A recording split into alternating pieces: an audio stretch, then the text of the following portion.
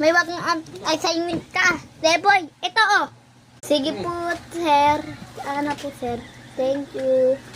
Nay, ano sagot sa number 1? Di ka pa papagod kakatanong? Sige po, Nay. Ate, ano sagot sa number 2? 60, 90, 70. 69. Sige po, ate. Tay, ano sagot sa number 3? Walburit ako. Ah! Ha? Ano po yung lock? Ay, okay na po, tay. Kuya, ano sagot sa number 4? Ano yun, kapatid?